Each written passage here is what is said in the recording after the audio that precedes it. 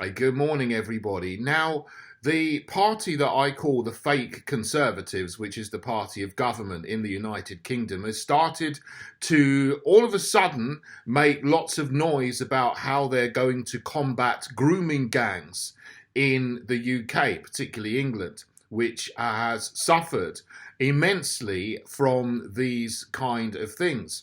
And this is something that's been widely known in the UK for over 10 years, particularly in towns like Rotherham, Rochdale, Telford, and other places. Everybody who lives here has heard of those towns and what is going on there.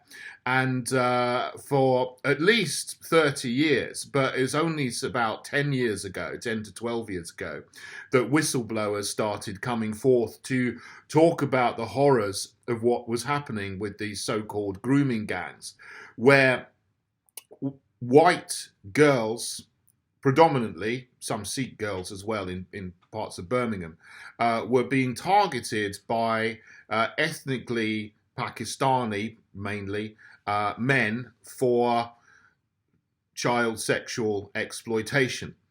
And this has been an absolute horror that has been going on. And worse than that, when some of the victims went to the police to say this was going on, they were turned away because of political correctness, where police, some social services, some local councils didn't want to help these girls who were victims of child sexual abuse because they didn't want to be accused of racism. Even worse, in some cases, some of the girls and some of the girls' parents were accused of racism themselves and dragged through the courts for making racist allegations and stirring up racism, when in fact they were the victims of these grooming gangs.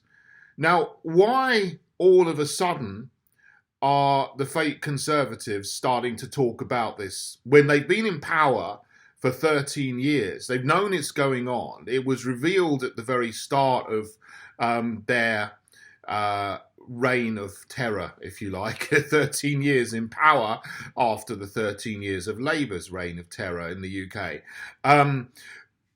It was going on all the time while Tony Blair and Gordon Brown were the Prime Minister for Labour, but it's been continued to go on through the Conservative Party Prime Ministers, Cameron, May, Johnson, Truss, and now Sunak.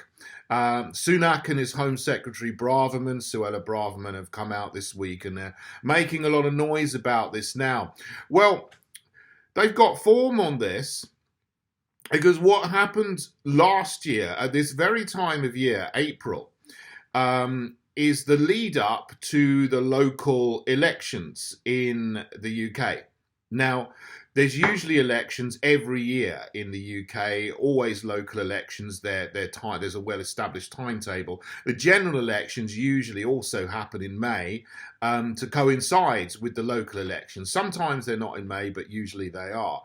So they start campaigning in April, and last year they came out with this Rwanda scheme. Just before the local elections, they knew they were going to do badly, and they came out with this ruse that they're going to deal with a problem that they've created or they've not dealt with, which is the mass of migrants coming across the channel illegally. And they said, we're going to deal with this by sending them to Rwanda. In 1 year, not a single illegal immigrant claiming asylum has been sent to Rwanda. All they've done is sent a load of money to Rwanda. They love it there, without actually having to do anything for that money. So it was just a ruse to get them a little bit of support from their base in the local elections. I think that's what's going on here with them all of a sudden saying, we're going to tackle grooming gangs. They've been in power for 13 years and they've done nothing about it. In fact, there was a Home Office report in the time of, I think it was Johnson was Prime Minister, Priti Patel was the Home Secretary. It came out and that didn't get fully published. it got sat on by the Home Office. But all of a sudden, now they're saying they're going to deal with grooming gangs again just before a local election campaign starts, because it's a month to go. So they're pretending to sound conservative, to sound like they're going to do something which they haven't done anything about for 13 years. All of a sudden, they're going to be on the side of the people and on the side of the victims who have been victims for a very, very long time. Because this thing has been going on for 30 or 40 years. And then there was many whistleblowers. 10 years ago, there was even Peter McLaughlin wrote a book about it called Easy Meat. You can read it. That was published, I think, in 2017, something like that, many years ago, detailing everything that's been going on right from the beginning, right from back in the 1980s, to how it expanded into industrial scale exploitation. But, I think the reason why people do not want to actually do anything about this is because it is far, far worse than anybody is letting on or anybody can imagine. And people only speak about how really terrible it is, outside the mainstream media. You've just got to do the maths.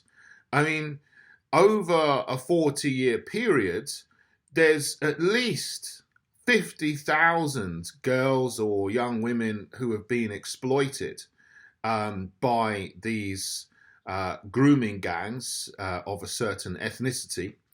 And how many people have been charged and prosecuted for this? Well, there's every now and again you see, they've got like 20 people in Telford, or they've got 40 people in Newcastle, they've got 10 people in Rotherham, and they've charged them, and they've been sent to prison for 4 years, for ruining numerous young girls' lives. That's what they get, something like that, 4, 5, 6 years. Absolutely nothing considering what they've done and to how many people they've done it to. But yeah, so how many people in total have been actually charged and prosecuted and imprisoned for these crimes? Well, a few hundred, maybe 1,000. I don't know the exact figure, but it's maybe 1,000, something of that order, for at least 50,000 victims. Now, you see, what some people will say, who write these reports, and Labour politicians and so on, is that, well, child sexual abuse is actually very small. We shouldn't look at the ethnicity of people. It's mostly white people doing child sexual abuse. But that is based on the figures that there's only a few hundred or 1,000 people have been prosecuted for crimes on 50,000 plus girls. But do the maths. Do you think that these girls are being used and exploited by multiple men every week, week after week after week, for a number of years? Do you think there's only 1,000 men, Pakistani and Bangladeshi mainly, who have engaged in child sexual abuse with 50,000 plus girls? Of course not. The number who have actually been perpetrators of this crime will be far, far more than the number of girls who have been exploited. Not 1,000. It's going to be hundreds of thousands. If a girl is being, I don't like to be crude, and but multiple people every day, when they are actually being exploited by these gangs, there's multiple people every day doing what they do with these girls. So there's many, many times the number of men who are doing this as there are girls who are victims. So it's not 1,000. It's going to be, as I say, who knows, 2, 3, 4, 500,000 men will have been involved in this kind of child sexual abuse. That's what nobody wants to say, because actually that is a very, very significant proportion and percentage of the community that is engaged in exploiting these young, innocent white girls. Are they saying that? No, they're not saying that. They're just saying, we're going to do something about it. And what's the one point that they've come up with? They're going to make it illegal not to report child sexual abuse. I mean, what is that going to do? You know, do you think just by making a law that says, oh, if you know that your mate in your community is doing this to girls, it's illegal and criminal for you not to report it if you know about it. Do you think that's going to make the blindest bit of difference, you know, if one person's brother is doing something? Do you think people are going to start, you know, shopping their brothers and people in their community to the police because Rishi Sunak and Suella Braverman say, oh, it's illegal now not to report it? Of course, it's not going to make any difference whatsoever. They're not going to suddenly start reporting people in their community because there's a statute to say that you have to do it. What needs to be done is the police need to go in and sort these people out and arrest them and stick them in the jail or put them before a court so the court can put them in the jail. It's the courts that pass down sentencing, of course. But unless you've got the will to do that from the top, from the government, from the police forces, the local councils, the local social services all together to sort this issue out, it's not going to happen.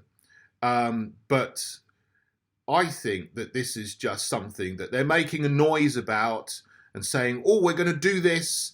We're going to put this one measure in place, which actually isn't going to do any difference, make any difference whatsoever. Just like last year they were talking about Rwanda. Don't they? This year they're saying, we're going to make it illegal not to report child sexual abuse. Sorry, it isn't going to make any difference. It's just making noise. And then a few weeks later, they'll just drop it and move on to something else. But this suits them to pretend that they're going to do something which is a huge issue around the country just before a local election period. Now, what I would do is I would set up special police units and task forces to deal specifically with grooming gangs. Now, I stood to be the mayor of London 2 years ago. Unfortunately, I didn't win. But one of my policies was with the Met Police, I would set up a special unit, hundreds of police actually on the case, finding, arresting grooming gangs in London all day, every day, until they crush the problem, till they crush these gangs. I asked Sadiq Khan about this in the London Assembly, and when I was on the London Assembly, so why has there been hardly any arrests of any grooming gangs in London when it's going on in all the other major towns and cities around the country, but no one's found anything in London? He turned around and he said, are you asking me because of my religion and because of my ethnicity? I said, no, I'm asking you because you're in charge of crime. It's your job to do something about it. So now if you've got people like Sadiq Khan in London, who is, as Mayor of London, the Police and Crime Commissioner for London, who's in charge of the Metropolitan Police, if he's gets so defensive about this, about, oh, you're attacking my religion, you're attacking my ethnicity. I just want to protect girls and stop them from being abused. And surely anyone in power would want to do that. He talks about protecting women and girls all the time, but then when you ask him about dealing with grooming gangs, he doesn't want to answer the question. You know, and that's the same with people in positions all over the country. So people have been talking about this for years and years and years. And we need people who are going to actually go in heavy with the police on real criminals here. You know, these fake conservatives are deplorable. You have Matt Hancock in his lockdown leak WhatsApp messages saying we need to get heavy with the police on freedom protesters. That's not what the police should be doing. They should be facilitating legal protest, which is our fundamental freedom, and freedom of assembly and freedom of speech. But what they should be doing is going in and crushing real criminals and real gangs who are abusing vulnerable victims. There's so much talk about this, but no action. I would be more action and less talk, so we get all of these people behind bars for a very long time, and we stop the child sexual abuse of mostly majority Pakistani, Bangladeshi grooming gangs against mostly white victims, because that is what's going on, and that's what needs to stop.